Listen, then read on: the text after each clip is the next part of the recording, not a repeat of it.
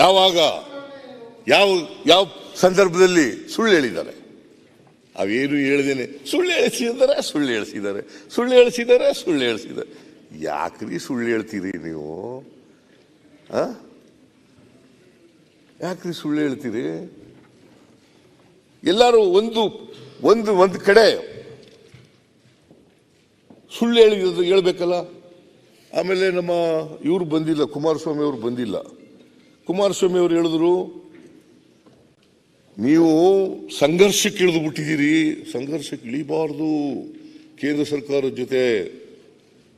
ನೋಡಿ, ನಾನಿದ್ದಾಗ chief minister ಆಗಿದ್ದಾಗ 2018ರಲ್ಲಿ 150 ದಿನ ಕೇಳಿದೆ, ತಕ್ಷಣ ಕೊಟ್ಬಿಟ್ರು 15 ದಿನದಲ್ಲಿ. ನಿಮಗೆ ಕೊಡಲಿಲ್ಲ. ಅದರಿಂದ ಅಪ್ರೋಚ್ ಸರಿಯಾಗಿರ್ಬೇಕು. ನಾವು ಪತ್ರ ಬರೆದಿದ್ದೀವಿ, ನಾನು ಬರೆದಿದ್ದೀನಿ, ಗ್ರಾಮೀಣಾಭಿವೃದ್ಧಿ ಸಚಿವರು ಬರೆದಿದ್ದಾರೆ, ಕೃಷ್ಣ ಬೈರೇಗೌಡರು ಮಾತಾಡಿದ್ದಾರೆ, ಸ್ವತಃ ನಾನೇ ಭೇಟಿ ಮಾಡಿದ್ದೀನಿ, ಪ್ರಧಾನಮಂತ್ರಿಗಳನ್ನ ಭೇಟಿ ಮಾಡಿದ್ದೀನಿ, ಹೋಮ್ ಮಿನಿಸ್ಟರ್ ಅವರನ್ನ ಭೇಟಿ ಮಾಡಿದ್ದೀನಿ. ಬರಗಾಲ ಇದೆ ಕರ್ನಾಟಕದಲ್ಲಿ, 240 ತಾಲೂಕುಗಳಲ್ಲಿ 223 ತಾಲೂಕುಗಳು ಬರಗಾಲದಿಂದ ಇವತ್ತು ಜನ ಕಷ್ಟಪಡ್ತಾ ಇದ್ದಾರೆ, ರೈತರು ಕಷ್ಟಪಡ್ತಾ ಇದ್ದಾರೆ, ಹಳ್ಳಿಗಾಡಿನಲ್ಲಿ ಜೀವನ ಕಷ್ಟ ಆಗಿದೆ. ಇವತ್ತು 100 ದಿನಗಳು ಕೊಡ್ತಿರಲ್ಲ NREGSನಲ್ಲಿ, 100 GSನಲ್ಲಿ, ಅದನ್ನು 150 ದಿನ ಮಾಡಿಕೊಡಿ ಅಂತ ಪ್ರಧಾನಮಂತ್ರಿಗಳಿಗೆ ಪತ್ರ ಬರೆದು, ಅಮಿತ್ ಶಾ ಅವರಿಗೆ ಪತ್ರ ಬರೆದು, ಇವರು ಅಗ್ರಿಕಲ್ಚರ್ ಮಿನಿಸ್ಟರ್ಗೆ ಪತ್ರ ಬರೆದಿದ್ದಾರೆ, 5 ಸಾರಿ ಬಂದಿದ್ದಾರೆ. ಆಮೇಲೆ 17 ಲೆಟರ್ಗಳನ್ನು ಬರೆದಿದ್ದೀವಿ. ಒಮ್ಮೆ ಮಾತ್ರ ಅಮಿತ್ ಶಾ ಅವರು ನಿಮ್ಮ ಪತ್ರ ತಲುಪಿದೆ ಅಂತ ಉತ್ತರ ಕೊಟ್ಟರು. ಇನ್ನು 16 ಪತ್ರಗಳಿಗೆ ಉತ್ತರನೇ ಇಲ್ಲ. No response at all. ಇದನ್ನ ಫೆಡರಲ್ ಸಿಸ್ಟಮ್ ಅಂತ ಕರಿಬೇಕಾ, ಒಕ್ಕೂಟದ ವ್ಯವಸ್ಥೆ ಅಂತ ಕರಿಬೇಕಾ? ಹೇಳಿ ನೋಡೋಣ. ನಾವು ಸಂಘರ್ಷ ಯಾರ ಜೊತೆಲೂ ಮಾತ್ರ ಇಲ್ಲ, ಆದರೆ ನಮಗೆ ನ್ಯಾಯ ಕೊಡಿ ಅಂತ ಕೇಳಿದ್ರೆ ಸಂಘರ್ಷ ಅಂತ ಹೇಳಿದ್ರೆ ಏನ್ ಮಾಡೋದು? ನಮಗೆ ನ್ಯಾಯ ಕೊಡಿ, ಅನ್ಯಾಯ ಆಗಿದೆ ಕರ್ನಾಟಕಕ್ಕೆ, ನ್ಯಾಯ ಒದಗಿಸ್ಕೊಡಿ. ಈಗ 150 ದಿನ ಮಾಡಿ, it's A mandatory on the part of the government of India. ಆ ಮ್ಯಾಂಡೇಟರಿ ಇರ್ತಕ್ಕಂಥ ಪದನೇ 150 ದಿನ ಮಾಡಿಕೊಡ್ಬೇಕಲ್ವಾ? ಈಗ ಎಷ್ಟು ದಿನ ಆಯ್ತು ಮಾನ್ಯ ಅಧ್ಯಕ್ಷರೇ? 20/10/2023ರಲ್ಲಿ ನಾವು ಮೊದಲನೇ ಮೆಮೊರಾಂಡಮ್ ಕೊಟ್ಟರು. 20/10/2023 ಇವತ್ತಿಗೆ ಕರೆಕ್ಟಾಗಿ 4 ತಿಂಗಳಾಯಿತು. 4 ತಿಂಗಳು,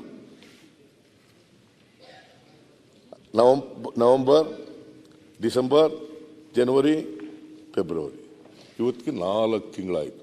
ಎರಡನೇ ಮೆಮೊರಾಂಡಮ್ ಕೊಟ್ಟು 16/11/2023 16/11/2023 ಅಲ್ಲ 23 ಇಷ್ಟು ದಿನಗಳಾದರೂ ಕೂಡ ಮಾನ್ಯ ಸಭಾಧ್ಯಕ್ಷರೇ, 150 ದಿನ ಮಾಡಬೇಕು ಅಂತಕ್ಕಂಥದ್ದು ಮ್ಯಾಂಡೇಟರಿ ಬರಗಾಲದಲ್ಲಿ ಅಂತ ಇದ್ರು ಕೂಡ 150 ದಿನ ಮಾಡಲಿಲ್ಲ. ಇದನ್ನು ಕೇಳೋದು ಸಂಘರ್ಷ ಅಂದ್ರೆ ಹೆಂಗೆ? ನನ್ನ ಪ್ರಕಾರ ಇವರೆಲ್ಲರೂ ಕೇಳಬೇಕು. ಆದ್ರೆ ಅವ್ರು ಕೇಳಲಿಲ್ಲ ಅಂತೇಳಿ ನಾವು ಸುಮ್ಮನಿರಕ್ಕಾಗತ್ತಾ? ಇಡೀ ಸದನ ಕೇಳಬೇಕು.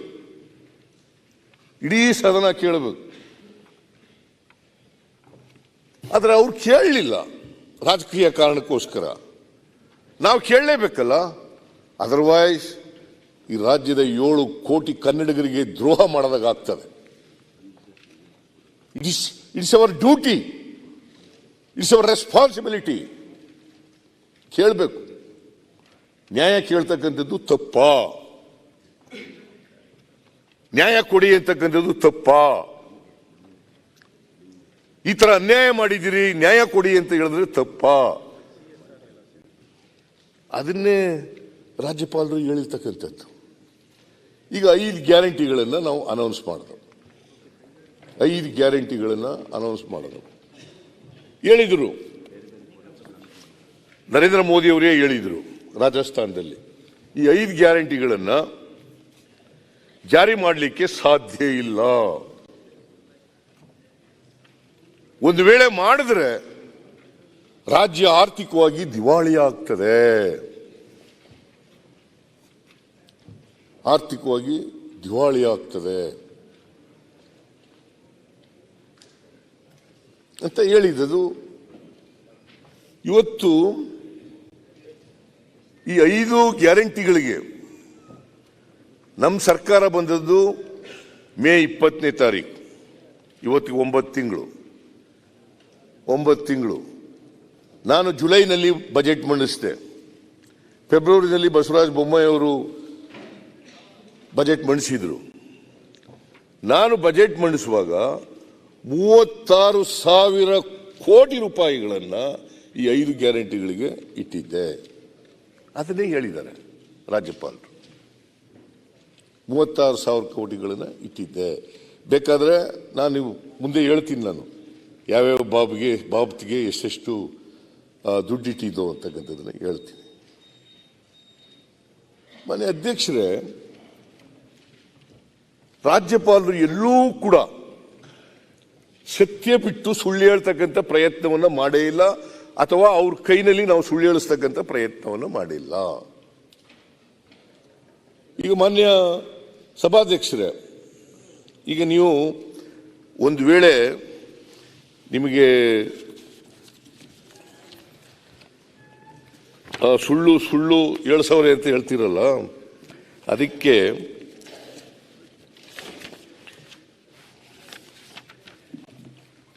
ಈ ರಾಜ್ಯಪಾಲರ ಭಾಷಣವನ್ನು ಮಾಧ್ಯಮದವರು ಕೂಡ ಕೇಳಿದ್ದಾರೆ. ಅವರು ಕೂಡ ಕೆಲವು ಮಾಧ್ಯಮದವರು ಬರೆದಿದ್ದಾರೆ ರಾಜ್ಯಪಾಲರ ಭಾಷಣದ ಬಗ್ಗೆ, ಎಡಿಟೋರಿಯಲ್ ಬರೆದಿದ್ದಾರೆ. ಈ ರಾಜ್ಯದ ಜನ ಕೇಳಿದ್ದಾರೆ. ಅವರು ಹೇಳಿದ್ದಾರೆ, ಸಂಯುಕ್ತ ಕರ್ನಾಟಕ ಮುಂದಿನ ದಾರಿಗೆ ಕೈ ಮರ. ಸಂಯುಕ್ತ ಕರ್ನಾಟಕದವರು ಎಡಿಟೋರಿಯಲ್ ಬರೆದಿರೋದು. ಸಂಯುಕ್ತ ಕರ್ನಾಟಕ ನೀವೇ ಹೇಳಪ್ಪ, ಎಡಿಟರ್ ಯಾರು ನಂಗೆ ಗೊತ್ತಿಲ್ಲ. ಹುಬ್ಬಳ್ಳಿಯವರು ಯಾರು? ಯಾರು ಎಡಿಟರ್? ಯಾರ್ರಿ? ನಿಮ್ಗೂ ಗೊತ್ತಿಲ್ಲ, ಅವ್ರನ್ನ ಕೇಳ್ತೀರಿ. ಚೇರ್ಮನ್ ಈಗಾಗಲೇ ಎಡಿಟರ್ ಕೇಳ್ಬಿಟ್ಟು ಚೇರ್ಮನ್ ಹೇಳ್ತಾ ಇದೆ. UB ವೆಂಕಟೇಶ್ ಹೇಳೇನ್ರಿ ಇನ್ನೊಂದ್ಸರಿ? UB ವೆಂಕಟೇಶ್ ಆದ್ರೆ ಹಿಂಗೆ ಬರೀರಿ ಅಂತ ಹೇಳಿದ್ರ? ಆಯ್ತಪ್ಪ. ಗೆಲೋಟ್ ನಡೆ ಅಭಿನಂದನೀಯ, ರಾಜ್ಯಪಾಲ ರವಿ ವರ್ತನೆ ಖಂಡನೀಯ. ಇದು ಪ್ರಜಾವಾಣಿಯವರು ಬರೆದಿರೋದು. ಇದು ನಮ್ಮವರೇ ಇದ್ರ? ಸುಮ್ಮನೆ ಏನ ಹೇಳಬೇಕು ಹೇಳಿಸ್ತಾರೆ. ಮನೆ ಅಧ್ಯಕ್ಷರೇ, ನಾನು ಸುಮ್ಮನೆ ಎಲ್ಲನೂ ಓದಕ್ಕೆ ಹೋಗಲ್ಲ. ಸಂಪಾದಕೀಯನ ಕೆಲವು ಮಾತ್ರ ಓದ್ತೀನಿ. ಆದರೆ ಅಪವಾದ ಎನ್ನುವ ರೀತಿಯಲ್ಲಿ ಈ ಬಾರಿಯ ರಾಜ್ಯಪಾಲರ ಭಾಷಣ ಖಚಿತ ದೃಷ್ಟಿಕೋನದ ರಾಜಕೀಯ ವೈಚಾರಿಕತೆಯನ್ನು ಸಾದರಪಡಿಸುವ ಜೊತೆಗೆ ಆಡಳಿತದಲ್ಲಿ ನೆಮ್ಮದಿಯ ನಾಳೆಗಳನ್ನು ರೂಪಿಸಲು ಮುಂದಾಗಲು ಇರುವ ಸಕಾರಣಗಳನ್ನು ನಿರ್ದಿಷ್ಟವಾಗಿ ಪ್ರಸ್ತಾಪಿಸಿರುವುದು ನಿಜಕ್ಕೂ ಗಮನಾರ್ಹ. ಇದು ಯಾರು ಹೇಳಿರೋದು? ಸಂಯುಕ್ತ ಕರ್ನಾಟಕದ ಎಡಿಟೋರಿಯಲ್ ಪತ್ರಿಕೆಯವರು ಹೇಳಿರ್ತಕ್ಕಂಥದ್ದು. ಮಿಸ್ಟರ್ ಯತ್ನಾಳ್, ನಾನು ಹೇಳಿರೋದಲ್ಲ. ರಾಜ್ಯಪಾಲರ ಭಾಷಣದ ಬಗ್ಗೆ ಎಡಿಟೋರಿಯಲ್ ಬರೆದಿರೋದು. ಕೂತ್ಕೊಳ್ಳಿ, ಪದೇ ಪದೇ ಹೇಳಕ್ ಹೇಳ್ಬೇಡಿ. ಉತ್ತರ ಕೊಡ್ಲಿ. ಹೇಳಿಕೆ ಅಲ್ಲ, ಆಯ್ತು. ಅದು UB ವೆಂಕಟೇಶ್ವರ ಹೇಳಿಕೆ. ಪಾಪ ಅವರು ರಾಜ್ಯಸಭಾ ವಿಧಾನ ಪರಿಷತ್ ಕಳಿಸ್ರಿ.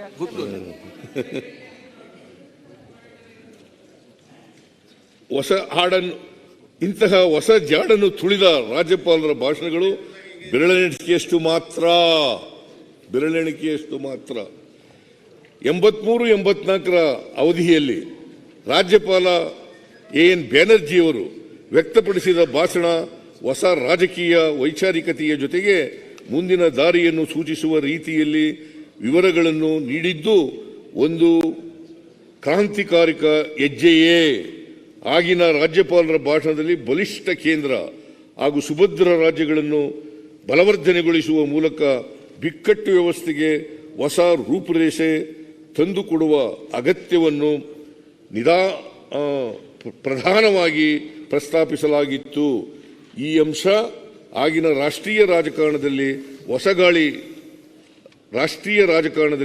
ಗಾಳಿ ಬೀಸಲು ಗ್ರಾಸವಾಗಿ ಪರಿಣಮಿಸಿತ್ತು. ಇದು ನಾನು ಬರೆದಿರೋದಲ್ಲ ಅಥವಾ ನಾವು ರಾಜ್ಯಪಾಲರ ಮೂಲಕ ಹೇಳಿಸಿದ್ದಲ್ಲ. ಇದನ್ನ ಇವರು ಎಡಿಟೋರಿಯಲ್ ಬರೆದಿರ್ತಕ್ಕಂಥದ್ದು ಸಂಯುಕ್ತ ಕರ್ನಾಟಕ.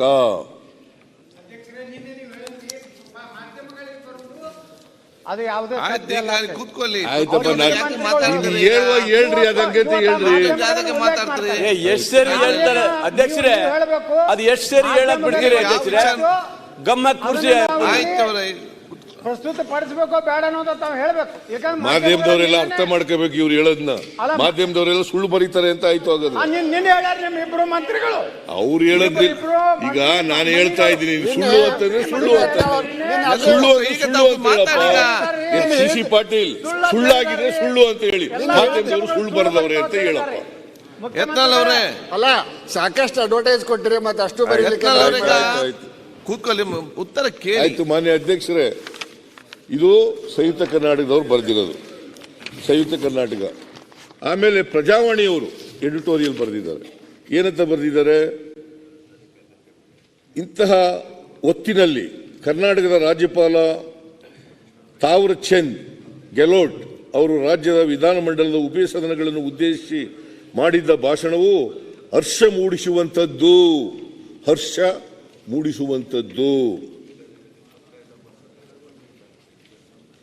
ಗೆಹ್ಲೋಟ್ ಅವರು ಸಾಂವಿಧಾನಿಕ ನಿಯಮಗಳು ಹಾಗೂ ಸಭ್ಯತೆಗೆ ತಕ್ಕಂತೆ ನಡೆದುಕೊಂಡಿದ್ದಾರೆ. ಇದು ಸ್ವಾಗತಾರ್ಹ. ಇದು ಪ್ರಜಾವಾಣಿ ಪತ್ರಿಕೆಯವರು ಹೇಳಿದ್ದಾರೆ. ಇವರು ರಾಜ್ಯಪಾಲರ ಮೂಲಕ ಸುಳ್ಳು ಹೇಳಿಸಿದ್ದಾರೆ ಅಂತಂದ್ರೆ ಸುಳ್ಳು ಅಂತ ಬರೀತಿದ್ರಲ್ಲ, ಸುಳ್ಳು ಹೇಳಿಸ್ಬಿಟ್ಟವ್ರೆ ಅಂತ ಬರೀತಿದ್ರಲ್ಲ. ಬೇಡ, ಆಮೇಲೆ ಏನು ಮಾಡಮ್ಮರ. ಆಮೇಲೆ Basavaraj Bommai, you got every opportunities to rebut or deny my statement ಅಲ್ವಾ? ಪ್ರಜಾವಾಣಿಯಲ್ಲಿ ಬರೆದಿರತಕ್ಕಂಥ ಎಡಿಟೋರಿಯಲ್ಲು ಸುಳ್ಳು ಎಡಿಟೋರಿಯಲ್ ಬರೆದಿದ್ದಾರೆ ಅಂತ ಹೇಳಿ. ಆಮೇಲೆ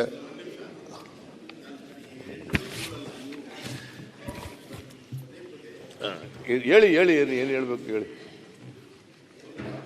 ನೀವು ಏನು ಸುಳ್ಳು ಹೇಳಿದಿರಿ, ಹೇಳ್ರಿ ಅಂತೀರಿ. ಅದನ್ನ ಹೇಳಿದೀನಿ. ಒಂದು ನಿಮಿಷ, ನೀವು ಎಡಿಟೋರಿಯಲ್ ಓದಿದ್ರ ಬಗ್ಗೆ ನಾನೇನು ವ್ಯಾಖ್ಯಾನ ಮಾಡಕ್ಕೆ ಹೋಗೋದಿಲ್ಲ. ಎಡಿಟೋರಿಯಲ್ ಆದರೂ ಓದ್ರಿ, ಆ್ಯಡ್ ಎಡಿಟೋರಿಯಲ್ ಆದರೂ ಓದ್ರಿ, ಏನಾದರೂ ಓದಿ, ಅದ್ರ ಬಗ್ಗೆ ನಮ್ದೇನು ತಕರಾರಿಲ್ಲ. ಸುಳ್ಳು ಏನೇನು ಹೇಳಿದಿರಿ ಅನ್ನೋದನ್ನು ತಾವು ಹೇಳ್ತೇವೆ. ಈಗ ಚರ್ಚೆ ಮಾಡಿ ನೋಡಿ, ನಾನು ಇಲ್ಲಿಂದ ಬರ್ತೀನಿ. ಹಾಲು ಉತ್ಪಾದಕರಿಗೆ 757 ಕೋಟಿ ಪ್ರೋತ್ಸಾಹಧನ ನೇರವಾಗಿ ವರ್ಗಾವಣೆ ಮಾಡಲಾಗಿದೆ ಎಂದು ಹೇಳಿದ್ದೀರಿ. ಹಾಲು ಉತ್ಪಾದಕರು ದಿನ 6 ತಿಂಗಳು ನೀವು ಕೊಟ್ಟೇ ಇಲ್ಲ. ಅದು ಆ ಸತ್ಯನಿದೆಯಲ್ಲ, ಅದನ್ನು ನೀವು ಮರಿ ಮಚ್ಚಿದ್ದೀರಿ. ಇದೊಂದು ಸುಳ್ಳು. ಕಲ್ಯಾಣ ಕರ್ನಾಟಕ ಪ್ರದೇಶ ಅಭಿವೃದ್ಧಿ, ನಾನು ಆ್ಯಕ್ಚುಲಿ ಭಾಷಣ ಮಾಡಿಲ್ಲ ಗವರ್ನರ್ ಮೇಲೆ. ನಾನು ಮಾಡಿಲ್ಲ. ಅದಕ್ಕೆ ನಾನು ಬಜೆಟ್ ಮೇಲೆ ಮಾಡಬೇಕು ಅಂತ ನಾನು ಮಾಡಿಲ್ಲ. ಕಲ್ಯಾಣ ಕರ್ನಾಟಕ ಪ್ರದೇಶ ಅಭಿವೃದ್ಧಿ ಮಂಡಳಿ ಏನು ಓದಿದ್ದೇವಲ್ಲ ನಮ್ಮ. ಒಂದೇ ನಿಮಿಷ. ಹೌದು, ನಿಮಗೆ ನನ್ನ ಭಾಷಣ ಮಾಡೋದವ್ರು ನೀವು ಏನು ಭಾಷಣದ ಮೇಲೆ ಬಜೆಟ್ ಮೇಲೆ ಭಾಷಣ ಮಾಡಿ. ಹೌದು, ಮತ್ತೆ ಯಾವ ಇದು ನನಗೆ ಗೊತ್ತಿಲ್ಲ. ಹಂಗಲ್ಲ, ಒಂದು ನಿಮಿಷ. ಕಲ್ಯಾಣ ಕರ್ನಾಟಕ 3,000 ಕೋಟಿ ಮೀಸಲಿಟ್ಟಿದ್ದು ಈಗಾಗಲೇ ಕಾಮಗಾರಿಗಳು, ನಮ್ಮ ಸರ್ಕಾರದಲ್ಲಿ ಕಾಮಗಾರಿಗಳ ಅನುಮೋದನೆ ಮಾಡಿದ್ದನ್ನು ನಿಮ್ಮ ಸರ್ಕಾರ 9 ತಿಂಗಳಲ್ಲಿ ನೀವು ಅನುಮೋದನೆ ಮಾಡಿರಿ ಅಂತಂದು ಹೇಳ್ಕೊಳ್ತೀರಿ. ನಿಮ್ಮ ಅವಧಿಯಲ್ಲಿ 3,000 ಕೋಟಿಯನ್ನು ಇಟ್ಟಿದ್ರಿ, ಅದಿನ್ನ ಖರ್ಚೇ ಆಗಿಲ್ಲ. ಇದಕ್ಕೂ ಕೂಡ ಆದೇಶ ಬಂದಿಲ್ಲ. ಇದೊಂದು ಸುಳ್ಳು ಹೇಳಿದಿರಿ. ಆಮೇಲೆ ಹಿಂದಿನ ಸರ್ಕಾರ ಅವಧಿಯಲ್ಲಿ ಒಂದು ಬಸ್ಸು ಕೂಡ ಖರೀದಿಯಾಗಿಲ್ಲ. ವಾಸ್ತವಾಂಶ ಏನು? ನಮ್ಮ ಅವಧಿಯಲ್ಲಿ BMTCಗೆ 1311, KSRTCಗೆ 50 ಪವರ್ ಬಸ್ಸುಗಳು, 20 ವೋಲ್ವೋ ಬಸ್ಸುಗಳನ್ನು ಖರೀದಿ ಮಾಡಿ ಆಗಲೇ ಕಾರ್ಯಾಚರಣೆ ಆಗಿದ್ದಾವೆ. ಇದೊಂದು ಸುಳ್ಳು ಹೇಳಿದ್ದೀರಿ. ಆಮೇಲೆ ಈ 5 ಗ್ಯಾರಂಟಿಗಳ ಯೋಜನೆ ಜೊತೆಗೆ ಬಜೆಟ್ನಲ್ಲಿ ಘೋಷಿಸಿರೋ 97% ಘೋಷಣೆಗಳು ಅಧಿಸೂಚನೆ ಮಾಡಿದ್ದೀರಿ. ಆದರೆ ನಿಮ್ಮ ಎಕನಾಮಿಕ್ ಸರ್ವೇದಲ್ಲಿ ಹೇಳ್ತಿದೆ ನಾಟ್ ಮೋರ್ ದೆನ್ 55% ಅಚೀವ್ಮೆಂಟ್ ಇಲ್ಲ. ಯಾವ ಸತ್ಯ ಇದರಲ್ಲಿದೆ? ಅಲ್ಲ, ಇದು ಒಂದು ಸುಮ್ಮನೆ ಉದಾಹರಣೆಗೆ 3-4 ಸುಳ್ಳು ನೀವು ಹೇಳಿದ್ರೆ 3-4 ಸುಳ್ಳು ಹೇಳು ಅಂದ್ರೆ ಅದಕ್ಕೆ ಉದಾಹರಣೆ ಕೊಟ್ಟೆ. ಇನ್ನ ನಾನು ಬಸವರಾಜ ಬೊಮ್ಮಾಯಿ ಅವ್ರ ಬಗ್ಗೆ ಅಪಾರವಾದಂಥ ಪ್ರೀತಿ ಇದೆ, ಸಾಕು ಹೇಳಿದಿರಿ ಕೂತ್ಗಳು. ಈಗ ಸುಳ್ಳು ನಾವೇನೇನು ಸುಳ್ಳು ಹೇಳಿದ್ದೀವಿ ಅಂತ ಎಲ್ಲ ಹೇಳಿದ್ದಾರೆ. ಇದೇನಾಗಿದೆ ಅಂತಂದ್ರೆ ಇವ್ರಿಗೆ ಭಾರತೀಯ ಜನತಾ ಪಕ್ಷದವರ ಮನೆ ದೇವರು ಇದೆಯಲ್ಲ, ಅದು ಸುಳ್ಳೇ ಅವ್ರ ಮನೆ ದೇವರು. ಏನ್ ಮಾಡಕ್ಕಾಗಲ್ಲ.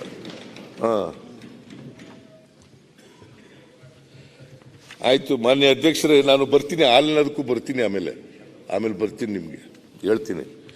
ಮಾನ್ಯ ಅಧ್ಯಕ್ಷರೇ, ಪ್ರಜಾವಾಣಿ ಎಡಿಟೋರಿಯಲ್ ಓದಿದೆ. ಆಮೇಲೆ ವಾರ್ತಾ ಭಾರತಿಯವರು ಏನು ಹೇಳಿದ್ದಾರೆ ಅಂತಂದ್ರೆ, ವಾರ್ತಾ ಭಾರತಿ ಅಂತ ಒಂದು ಪತ್ರಿಕೆ, ಅವ್ರೇನು ಹೇಳಿದ್ದಾರೆ ಅಂತಂದ್ರೆ, ಆರ್ಥಿಕ ಅಸಮಾನತೆಯಿಂದ ಬಸವಳಿದ ಜನರಿಗೆ ಗ್ಯಾರಂಟಿಗಳು ಸಾಂತ್ವನ ಎಂದು ಬರೆದಿದೆ. ಇದು ವಾರ್ತಾ ಭಾರತಿ ಪತ್ರಿಕೆ ಬರೆದಿರೋದು. ಆಮೇಲೆ ವಿಜಯ ಕರ್ನಾಟಕ ಪತ್ರಿಕೆ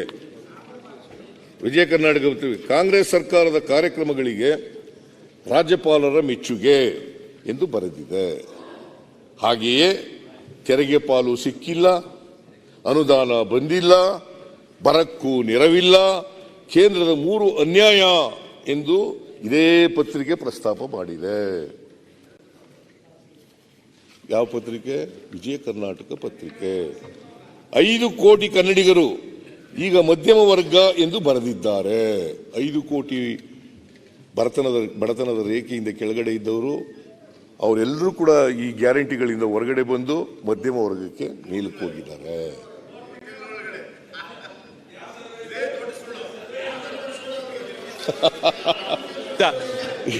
ಇವರಿಗೆ ಸುಳ್ಳು ಹೇಳೋದು ಬಿಟ್ಟರೆ ಬೇರೆ ಏನು ಗೊತ್ತೇ ಇಲ್ಲ. ಇದೆ ಬರೀ ಸುಳ್ಳು ಹೇಳೋದು. ನೀವು ಆ ವೀರತ್ನ ಕಮಿಷನ್ ಮುಂದೆ ಸುಳ್ಳು ಹೇಳ್ಬಿಟ್ಟು ಹೋಗ್ಲೇ ಇಲ್ಲ. ಸಮನ್ಸ್ ಕೊಟ್ರೆ ತಪ್ಪಿಸ್ಕೊಂಡ್ಬಿಟ್ರು. ಪತ್ರಿಕೆಲೆಲ್ಲ ಹೇಳ್ಬಿಟ್ಟು ಹೋಗ್ಲೇ ಇಲ್ಲ. ವೀರಪ್ಪನವ್ರ ಕಮಿಷನ್ ಮುಂದೆ ಇವರಿಗೆ ಸಮನ್ಸ್ ಕೊಟ್ಟಿದ್ರು. ಯಾರು ನಿಮ್ಗೆ ವೀರಪ್ಪ ಕಮಿಷನ್ ಸಮನ್ಸ್ ಕೊಟ್ಟಿರ್ಲಿಲ್ಲ? You did not appear before the commission. Priyanka Kharge ಇವರು ಯಾವ ನೈತಿಕತೆ ಇದೆ ಹೇಳಿ ನೋಡೋಣ. ಅರೆಸ್ಟ್ ಮಾಡ್ಬೇಕಾಗಿತ್ತು, ನನಗೆ ಯಾಕೆ ಮಾಡಿಲ್ಲ? ನನಗೂ ಮಾಡ್ಬೇಕಾಗಿತ್ತು. ನಿಮ್ಗೆ ಸಮನ್ಸ್ ಕಮಿಷನ್ ಮರ್ಯಾದೆ ಕೊಡ್ಲಿಲ್ಲ ಇವರು. ನಾವು ಪುನಃ ಎಂಕ್ವೈರಿ ಮಾಡಿದ್ವಿ, ವಾರಂಟ್ ಕಳಿಸ್ಕೊಡ್ತೀವಿ. ಆಮೇಲೆ ವಾರಂಟ್ ಮಾಡ್ತಾರೆ, ಕಳಿಸ್ಕೊಡ್ತಾರೆ. ಮಾನ್ಯ ಅಧ್ಯಕ್ಷರೇ, 5 ಕೋಟಿ ಕನ್ನಡಿಗರು ಈಗ ಮಧ್ಯಮ ವರ್ಗ ಎಂದು ಹೇಳಿದ್ದಾರೆ. ಆಮೇಲೆ ಮಾನ್ಯ ಅಧ್ಯಕ್ಷರೇ,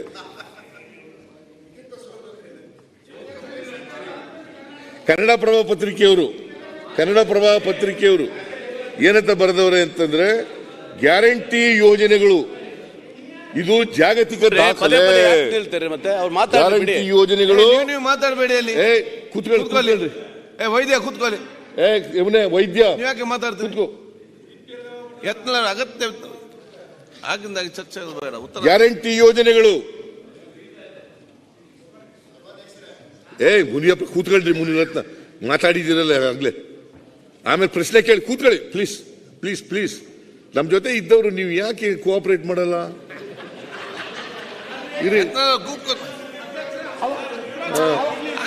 ಉತ್ತರ ಕೊಡ್ಲಿ ಅಲ್ಲ, ಉತ್ತರ ಕೊಡ್ಲಿ. ಉತ್ತರ ಕೊಡ್ಲಿ. ಸಿದ್ದರಾಮಯ್ಯನವರೇ ಪ್ರಳಯದಾಯಕರು. ಅವರಿಗೆ ಉತ್ತರ ಕೇಳಕ್ಕೆ